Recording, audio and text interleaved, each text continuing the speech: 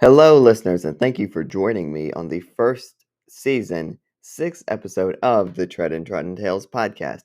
In this episode, we will talk with Iris Downs about her journey to collegiate track at Duke University and her experiences running the 800 meters and 1600 meter races. Iris will share her insights on how to be a great student athlete by applying Lydiard running principles. Iris Downs is from the UK and has represented Great Britain on the world stage and has big goals for her future, including the British Olympic trials. Tune in for this very exciting and insightful episode with Iris Downs, our longest by far. First, can you just tell us about a little bit about yourself and your connection with running? Oh, that's a very big question. So I've grew up on a farm, with sheep and arable farmers. So from a very young age, I've been rounding up sheep. My dad has been treating me like one of the dogs and saying, "Away, come by, that's lefts and rights." So lots of rounding up sheep and very outdoorsy background, spending most of my days outside and running and playing. Um, and then I guess the first time that I thought I could run, it's the story that goes on in my family. My parents say that we were on a holiday in Wales at the beach, and I was just running along the beach. And my parents watched me run, and they were like, "This girl is born to run, and we need to get her into an athletics club, which is track and field." And so they signed me up for an athletics club when I was about 11 years old. And I tried out all of the events, did high jump, did hurdles, long jump, sprints, long distance, everything. And at that time, I played netball, which I'm not sure Americans know what it is, but it's basically basketball, but you can't run with the ball, pretty much. And then I tried field hockey, swimming, what else? Football, tag rugby, cricket, tennis, and lacrosse. And I basically carried on playing these sports all the way through till I was 15, 16, and whilst running at the same time. And then lockdown hit, and I wasn't able to play any team sports, and we were all sent home from school, so there was no way to do any of the team sports. And that was the time when my running coach said, "Right, I've got you to myself. We'll see what we can do if we put you onto a training program." And it's Colin, and I'm sure you know who Colin is.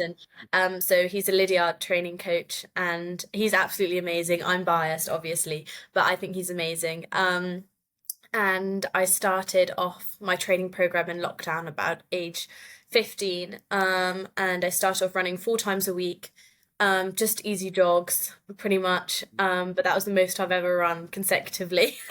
And then upped it to 5 times a week, as lockdown progressed. And then by the end, I was running 6 days a week.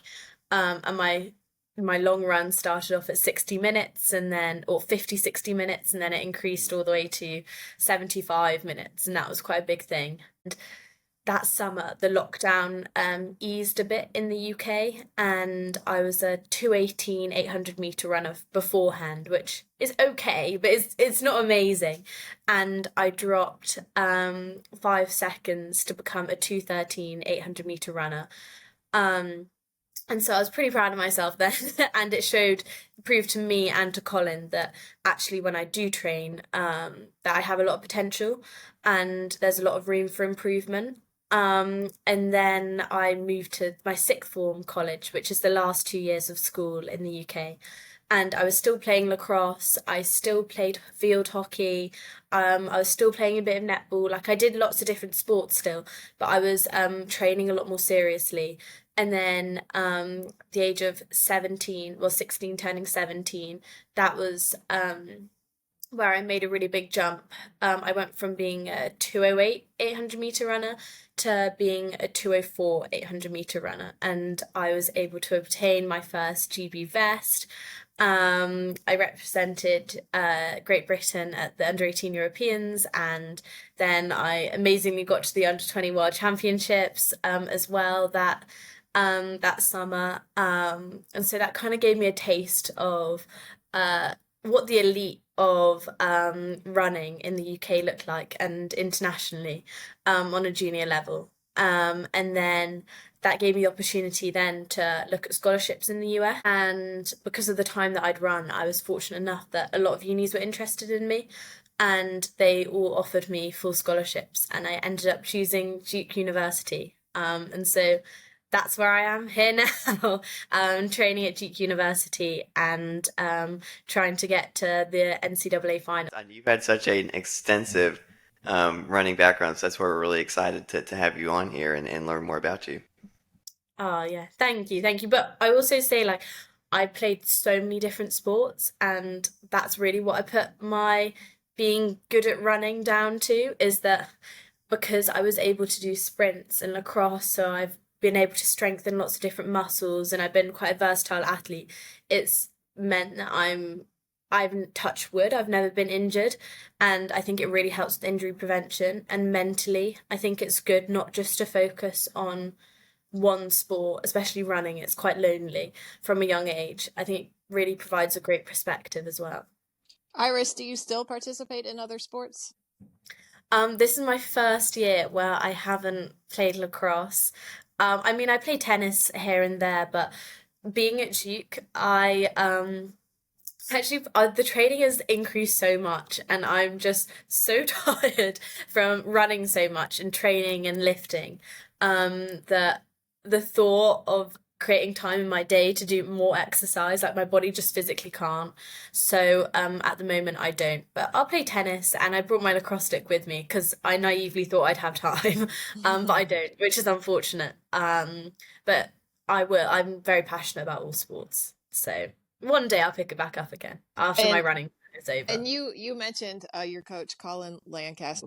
So how would one find Colin if they wanted him to coach them? Well, he's part of the Lydiard Foundation. There's a website, Lydiard Foundation website, and they do training. They do courses on how to be a Lydiard coach, and he's on there and providing words of wisdom. And I guess through there you can contact him as well. But I'm so fortunate to have a coach like Colin. He's the least pushy coach on the planet. And he's really, really passionate about young children not overdoing it and just enjoying their running. Basically, everything he centers his training around is the enjoyment and love for running, because if you don't love it, then there's no point in doing it. And he's really passionate about not getting people injured and not burning them out and making sure that they don't overdo it. And I've known him now for quite a few years, since he's been coaching me since I was 13, me just going to a few of his little sessions for fun, more of a social. And so he's been able to see me grow up, and from being a little 13-year-old who was terrified to talk to him and him having amazing athletes. But now we've got a great relationship, and being in the US, I Zoom him every week for about an hour, and we just have a catch up, and I text him how my sessions have gone. And he came out to visit me last November in the US. That's where I met you guys.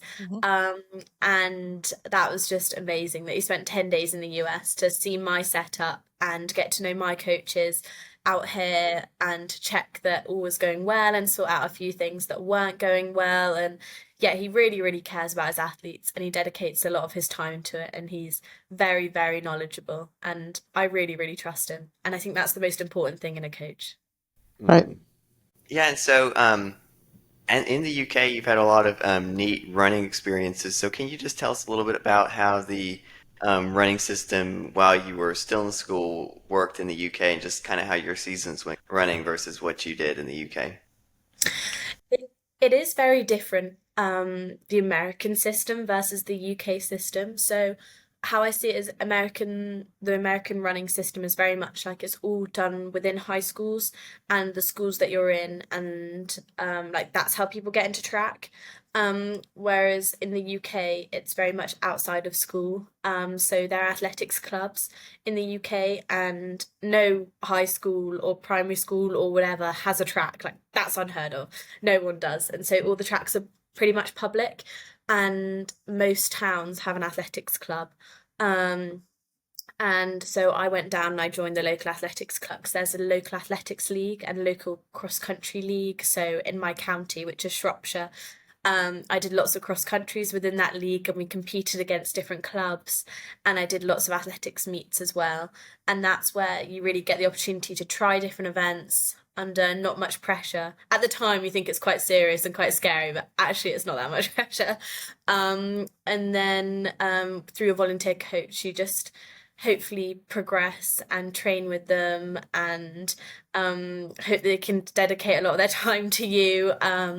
And I was fortunate in finding Colin, and I also had a sprints coach where I was really, really passionate about sprint hurdles. I loved the sprint hurdles, and his name was Arnie, and so I did a lot of training with him as well to help with my sprints and hurdling because I didn't know that I wanted to be an 800-meter runner. I thought I might have been a sprint hurdler or a 400-meter hurdler. And then from there, I progressed and it went through to you have the thing called English Schools, which is a national competition. Um, and that's where all of the best athletes in each county compete at the national level. And when my first English schools, I remember I was what did I just run? I'd run 2:18 and I was about 14, just scraped into the English schools team, and I came second to last in my heat. And there were heat semis and finals, so not very good, but it was a really, really cool experience. And then we had COVID. Then we had COVID. So I missed out a year at English schools. And then the year after COVID, that was the year where I'd run 2:08 and I came fourth in all of the national competitions. So I came fourth at English schools. I came fourth at English championships, which is slightly different. And that was pretty hard. That was a bit annoying. I was like, I just want a national medal. And then the year after, I ran 2:04, and I was fortunate enough to be selected for the under-18 Europeans in Jerusalem, and my big goal was to win it. That was the main aim, and I didn't. I came third, which in hindsight was really, really good, but I was devastated at the time.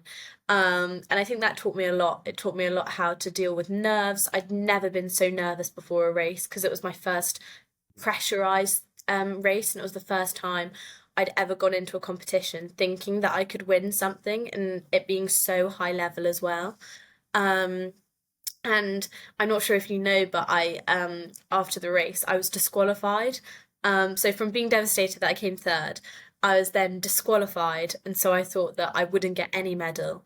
And then GB were amazing, and they've really fought my case, and I got reinstated again. And then I got disqualified for a second time. Um, Oh I don't really know how. I'm not sure you're allowed to do that, but they disqualified me again for a second time. And so by that point, I was like, okay, it's fine. It's clearly not meant to be. There's always another championship. I was a bit more philosophical about it. And then I was fortunate enough to be reinstated second wow. time.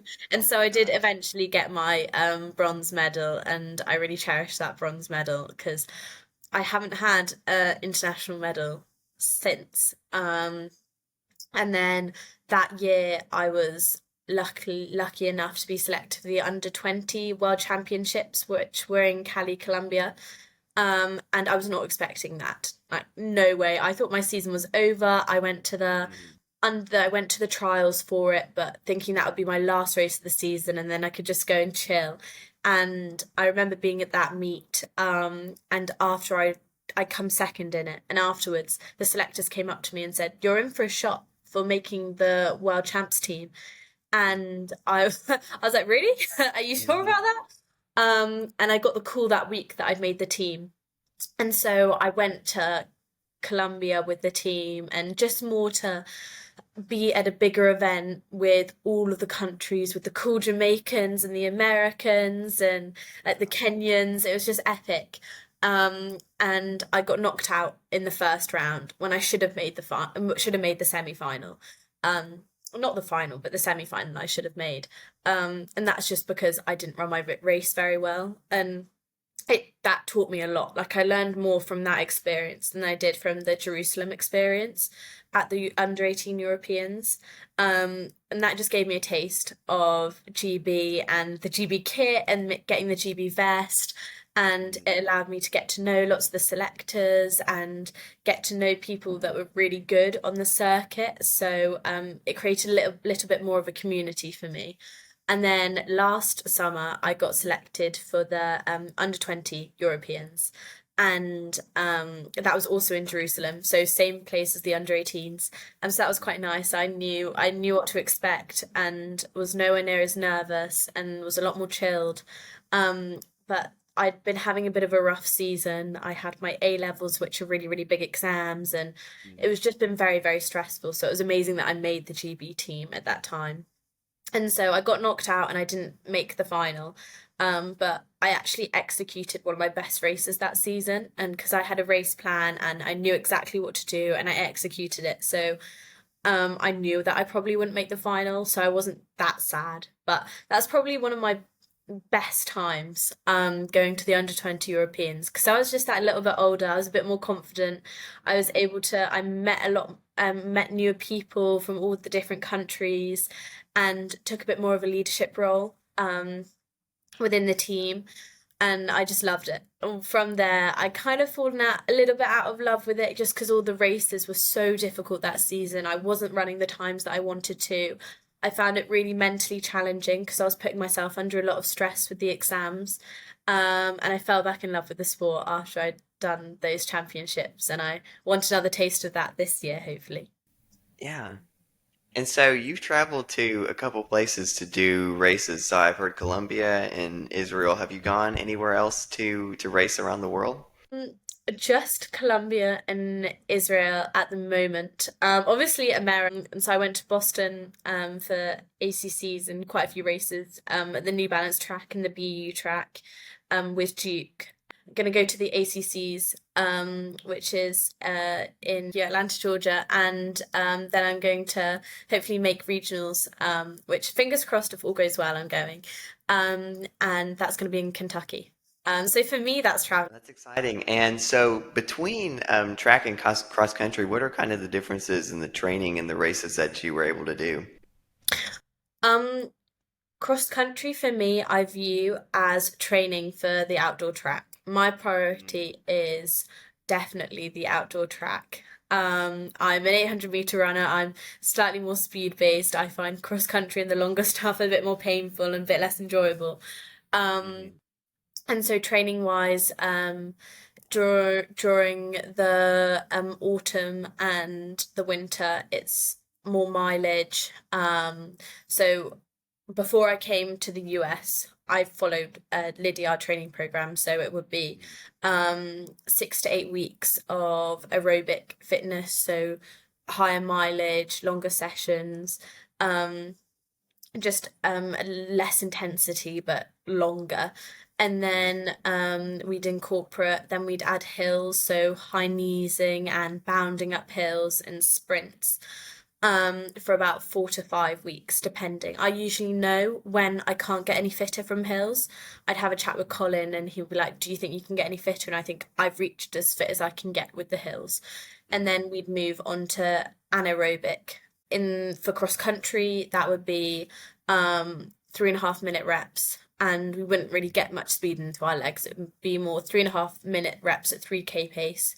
And just touching like an full body anaerobic, but not localized anaerobic stress, and then I'd race and taper a little bit and race, but also with cross country, just race in between it, like using the races as training. But with track, I do 3.5 minute reps first for about a week and a half, week to 2 weeks, and then more localized anaerobic, so 400-meter reps, 300-meter reps, 200-meter reps, shorter recoveries or longer recoveries and faster. And so yeah, that's where the pain comes. Colin's go-to is 50-50s, where you sprint for 50, jog for 50, sprint for 50, jog for 50, and you do that until you can't run anymore. So those are the sessions that I used to get really nervous for. And then I'd race. So I don't like time trials. I hate time trials. I get really nervous for them, and I prefer racing because I'm definitely a racer. And so in the time trialy integration phase, I would just race. And to be honest, usually that's where I'd race the best anyway. And then taper for the major championships. And then so that I'm feeling really, really fresh when I go into the major championships. But at Duke, it's slightly different because of the NCAA system. It means that you can't really apply a Lydiard approach because especially with indoor and outdoor track, I'm not doing cross country, which is quite nice. But with indoor and outdoor track, you have to race and you have to be fast enough. Basically, for your season to be long, you have to be fast enough at the beginning of the season that you qualify for the races at the end of the season. So you have to find a way that you're fast at the beginning, but you can also build. And so you can't quite take a Lydiard approach. And obviously it's with a team, so it's not quite as individualized as having your own coach.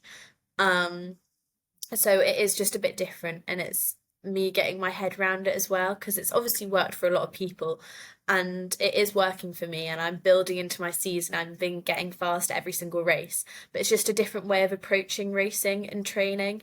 And obviously being in a different country and different environment as well. It's just a lot to get your head around.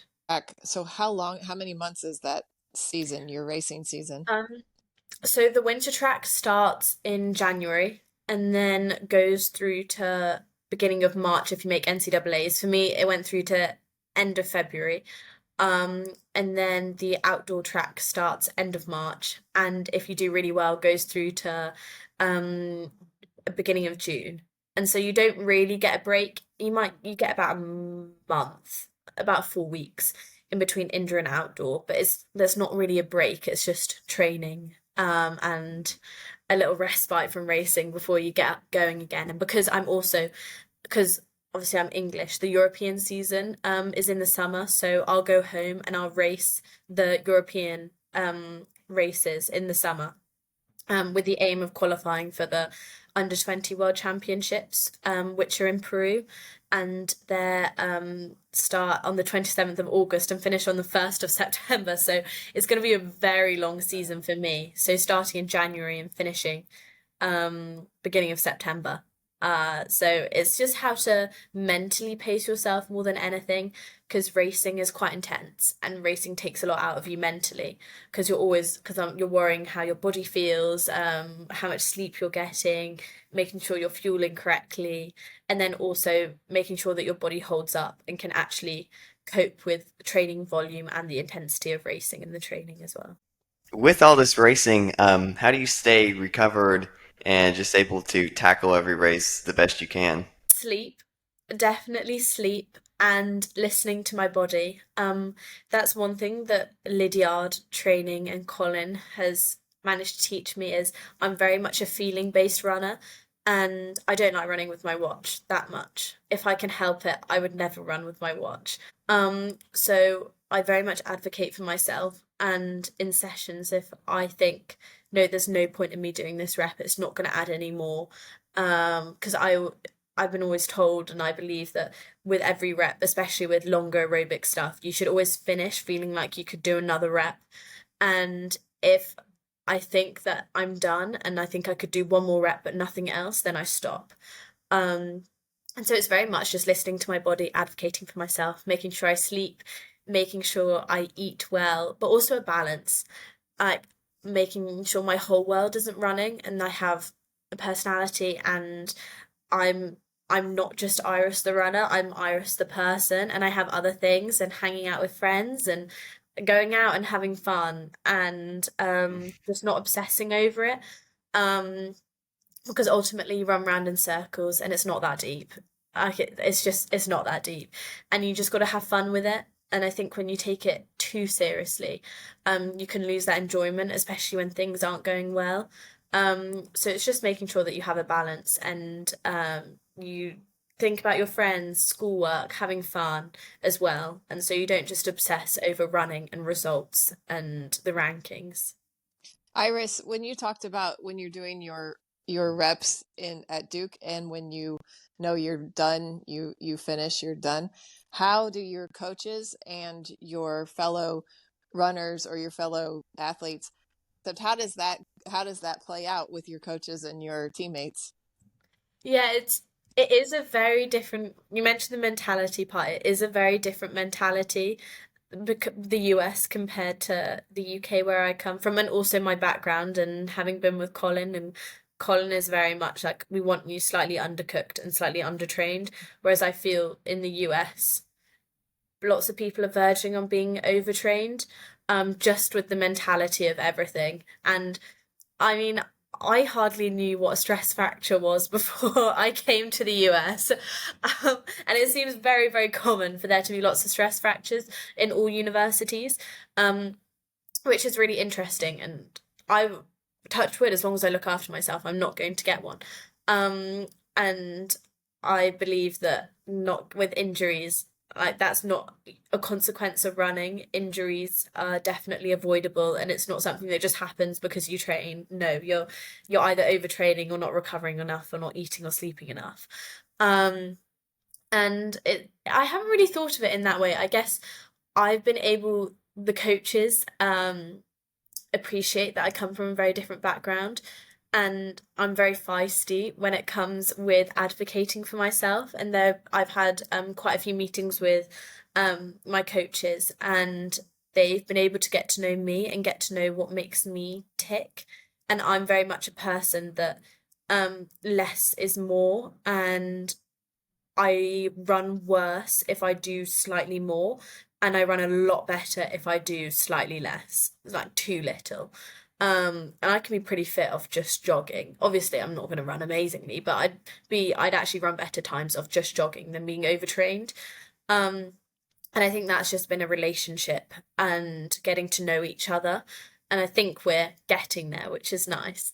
And with teammates, I'm sure there's comments like, why Iris, why is she stopping? Oh my gosh, like, but I don't really care because I haven't heard those comments, and I'm sure there are comments like that and in the locker room and things, but ultimately I've come here for my running, and I've come to the US because I do want a career in running and athletics, and that's why I moved halfway across the world for it. So people not being happy with how I want to do my training doesn't really bother me, because as long as I compete well, it doesn't matter. And so, yeah, I'm very much, I don't really care what people think of me in that sense. Um, because I want to do what's best for my running. And obviously it's a team, especially it's definitely a team environment, and I love that. I love that whole aspect. But I also have come here to eventually hopefully get a pro contract. And so it is a slightly different way of looking at things. Um and yeah, it's really interesting thinking about it. I think they've also got used to it. They've got used to it when I say I'm done, and I think there are a few girls that have been like, "Yeah, Iris, I'm done as well," and so a few people are kind of joining me, like, "No, no, I'm done too. I can't do another rep," so that's been nice. And so, other than the different type of training at Duke, how has it been running in America and doing your training and everything like that in college? I've loved the team aspect and having training partners. I've really, really enjoyed that. It's been something that I've had people to run with at home, but not quite the whole team thing. And so being around like-minded people who will go to bed early and wake up early to train, it's been really, really, really nice and a breath of fresh air, and makes you feel less isolated and lonely, because it could be quite a lonely sport. Um, I've loved the whole US system as well, education wise, and the US attitude to life, which has been really, really nice. I have been slightly homesick, just which is normal. But I'm so glad I made the decision to come to the US. I wouldn't change it for the world.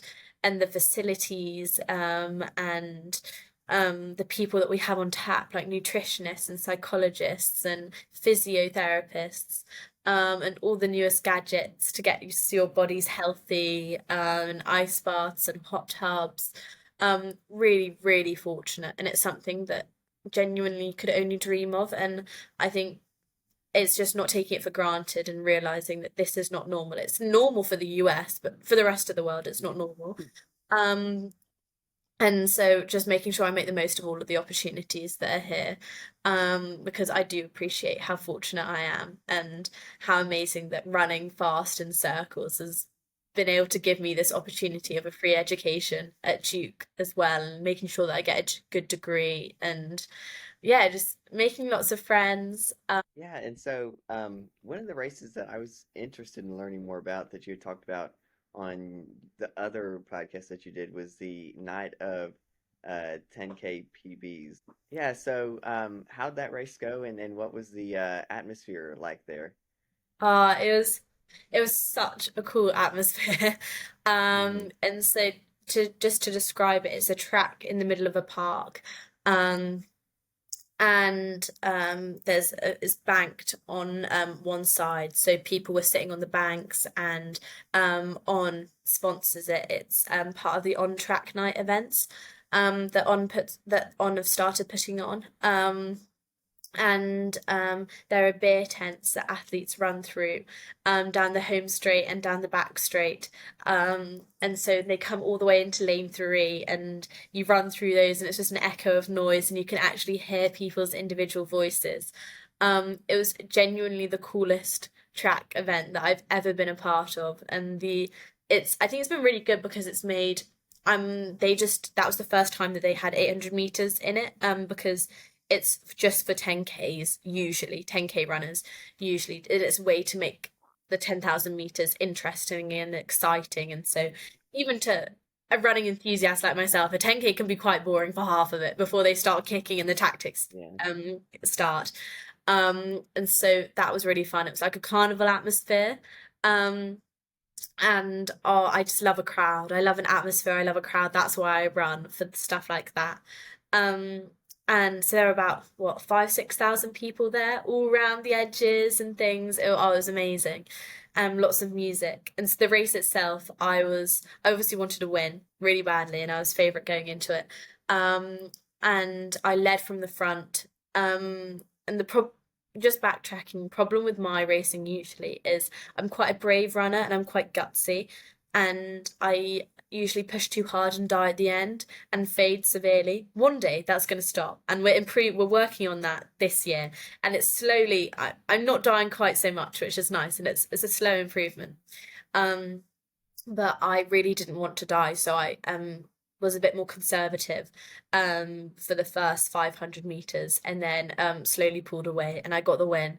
And it was amazing. My parents were there, Colin was there, so it was just really nice. So lots of people that I knew, a really cool atmosphere. I got to see some epic athletes and race, and the crowd was really loud. It was just something that I think athletics needs. And I think it's a way to get fans behind athletics and for people to feel really connected to the athletes that are running. And so you're not just 10, 15 meters away from the inside lane, you're literally within touching distance. And I think that's really important. And On put on a really, really good event. So I don't think I'll be able to make it this year, because hopefully I've qualified for regionals. But if something awful happens and I don't end up going to regionals, then I'll be back for it this year, which would be pretty cool. Yeah, and so one more thing that you had kind of touched on a little bit earlier after that Jerusalem race was how you dealt with that third place finish in that race where you were wanting to win. And so I think one of the things that we're trying to do in running is just, or through this podcast, is just to understand, how people overcome, difficult times. And so in running, I sense so much of it is like time based, place based, and so it's like really you have to like get such a result. Yeah. People can be set back pretty easily. So, how did you overcome that setback in Jerusalem, make it a positive experience? I think the main thing was that I realized a third place finish in Europe wasn't that bad. It was actually pretty good. And I think it's reflecting on how far you've come. And looking back at me 1 year ago, if I knew that I would have been selected for GB, that would have been an amazing accomplishment, let alone make a final and get an international medal. And so I think it's just reflecting and seeing how far you've come and also putting it into perspective. For example, a big setback that I had was at English schools, which was at English schools when I was, how old would I have been? About 16, 15 or 16. And I really thought that I could have medalled at English schools and I had a real shot. But that day I started my period and I just had such heavy legs and I felt fine the first lap, and the second lap my legs just wouldn't work. And I ended up coming in dead last. I was in agony and like on the floor for ages, just in so much pain because I pushed myself so hard and my body just didn't really want to cooperate. And that was probably one of the hardest races I've had to do. And to tackle that and overcome that, I ended up doing an EPQ, which is an extended project qualification. And it's a project which which is like you write a 5,000 word essay at the end of it. And I did it on how to harness the menstrual cycle to enhance running performance. Just because I wanted to learn about how to stop the menstrual cycle from negatively impacting my performance and from turning it into a negative, to try and turn it into a positive and turn it into something that can make me really confident about my running. For example, like I learned that when you do start your period, your testosterone is slightly higher and you're actually in PB shape, and so everything's actually working better and you should be running faster. So mentally knowing that and also becoming stronger, and I started taking iron pills because I found out that female iron is usually low, especially if you're a female athlete. Lots of females are anemic, and males, but especially females. So I just learned a lot more about my body, and I just became really, really interested in that. So from that negative experience of coming last, I turned it into a positive by learning about my body and learning how to not let that negatively affect me. And then last year was a lot of downs, like a lot of downs. I was crying because after lots of races, because I felt like I was in 202 shape for the 800 meters, or at least 203 shape. And training was going really well. But then as soon as I started taking my A-level exams, which are just massive exams, your whole school career is based on these exams and whether you get into university, and it was just very, very stressful. I had a full body stress rash and was revising and studying for 10 hours a day and trying to learn all the content and things. That's what everyone does, but not everyone is trying to be an elite athlete and qualify for GB and represent their country and their sport at the same time. And so my body wasn't doing what I wanted it to, and I was stuck at 206 and 207, and it was really heartbreaking. I'd finish a race and I'd be shattered, and I wouldn't understand why I wasn't running well, and it was really difficult. But looking back, it taught me a lot, and it made me realize how much I love this sport, that I was able to carry on and keep competing even though I knew how tired I was. And it also allowed me to provide myself some perspective, and like having one bad season isn't the be all and end all. Like, you don't have to be a Keely Hodgkinson and make it at the age of 19 and become Olympic silver medalist in the 800 meters, because that's not normal. You have good seasons and you have bad seasons, and it's amazing for her, like great for the sport, but for the normal person who's trying to make it in the sport, that's not common at all. And Kelly Holmes won her first Olympic medal when she was 30, 32. And so I think it just allowed me to provide some perspective and learn how to love running without racing well and without competing as well as I wanted to, and help me focus on tactics at the Europeans instead of trying to win the race, just trying to execute a good race instead. And then this season, it's allowed me to be more chill about my races and focus on just building and getting faster and trying to be better than the race previously. And so each season you learn something, and you have more bad races than good races. It's just when you have the good races, they're amazing and they feel great and they make it all worth it. But you have a lot of bad races as well. And it's if you don't love the sport, then you're not gonna get past the bad races. But if you love it, you're willing to put in the work to get better and to hunt for those good races. And Yeah. then, but you're saying learn how to work with it and know that a healthy body is a healthy body who's having a menstrual cycle, not one that's not having one.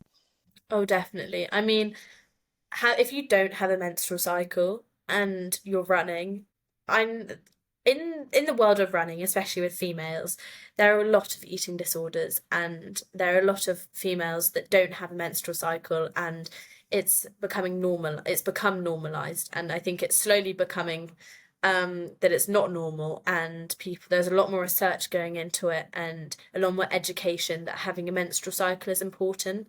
Um, but if you don't have a menstrual cycle, you might be running well for for a couple of years, but your bone density is going to be a lot lower, your life after running, and when you get older, like if you want to have children and you don't have a menstrual cycle, obviously you can't have children.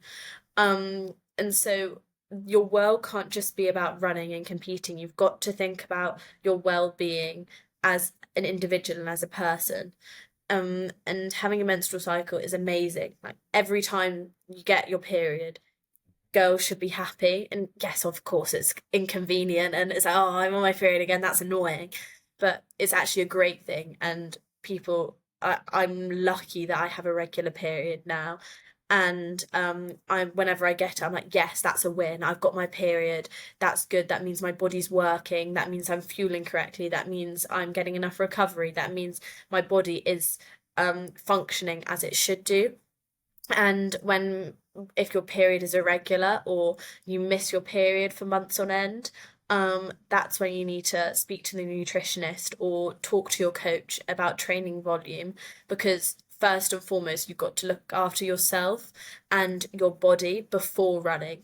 And if running is taking away from that, then you need to have a long, hard look and focus on yourself, and then maybe go back to running after your body is functioning properly.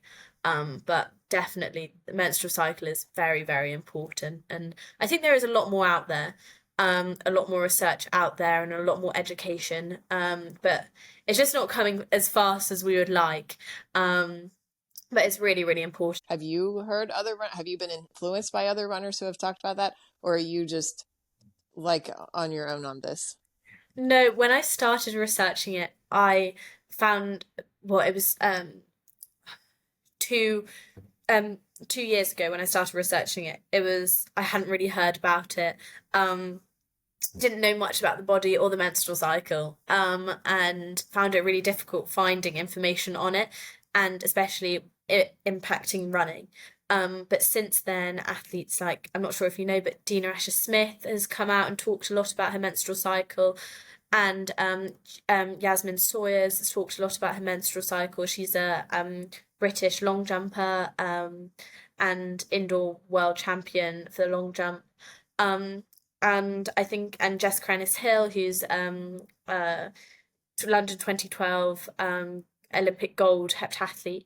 And they're talking about the menstrual cycle now. So I think it is slowly becoming more normalized, and I talk about it with my teammates a lot more, and I think it is something that is being talked about more, but maybe that's also because I'm fortunate to be in institutions and places where talking about it is becoming more normalized, whereas at your normal athletics club it almost is deemed inappropriate to talk about things like that. So it's those types of spaces which we need to focus on as well. So then what are the A levels, and what did how'd that all work for you?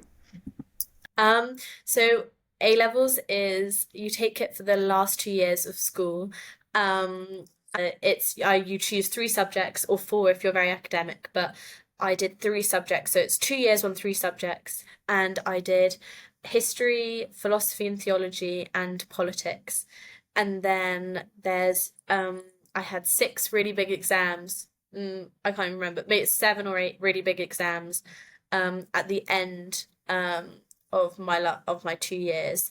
and that's what your A levels are fully based on, those exams. So if you're ill and you have a bad exam, well, tough luck, pretty much. And I was fortunate that I'm going to the US. I was going to the US and I had my place already, so that wasn't reliant on my A levels because I would already be in the US before the results came out. And hopefully they wouldn't send me back, which they didn't, which was good. But in the UK, if you have results day in August, for your A levels, and then if you don't get your predicted grades or the results that your unis have given you offers for, so they might have said, okay, you have a place if you get 3 A's in your A levels, but you end up getting an A and 2 B's, which is still pretty good because I know Americans don't like B's, but it's like, but in Europe in general, like a B is pretty good because the exams are just harder. It's just a different way of looking at academics. Um, then you don't get your place at university, and you're meant to go to university in a month. And you've got to work out what to do with your life and what you're going to do in a month very, very quickly. So it is very stressful. And a lot of pressure are on those exams. Yeah, well, it's been really nice talking with you and learning more about, what you're doing in your college career and your background in running. So, do you have any messages or anything that you'd like to share with us or with our listeners closing out? And also, one more thing, what are you going to be doing in the sport in the near future? Okay, so the aim this season is hopefully to get to NCAAs, but if not, to go to regionals in Kentucky, and race well at ACCs in Atlanta, and then go back to the UK and qualify for the Under-20 World Championships in Colombia. And I'll be racing at the British Olympic trials as well at the end of June, so that'll be really good fun. That'd be a really cool opportunity to race against some of my heroes. Um, and my final closing remark. Um, Firstly, thank you very much for having me. I really You're enjoyed. welcome. You're welcome. Thank you very much. But my main thing is I just want people to enjoy running and not put too much pressure on it and not be obsessed with what the watch says, and focus on how you feel and don't specialize in running too early. Play lots of different sports, and yeah, play all the sports that you can and for as long as possible. And then if you decide that you really like running, then specialize. But try and do everything. Don't I'm very passionate about not forcing 11-year-olds to run miles and miles and overdo it and put their whole existence, their whole self-worth into their running times and where they're ranked, because that's really not very healthy. So yeah, just run for fun, enjoy it, and see where that takes you. Hello, listeners, and thank you for joining me on the first season, 6th episode of the Tread and Trodden Tales podcast.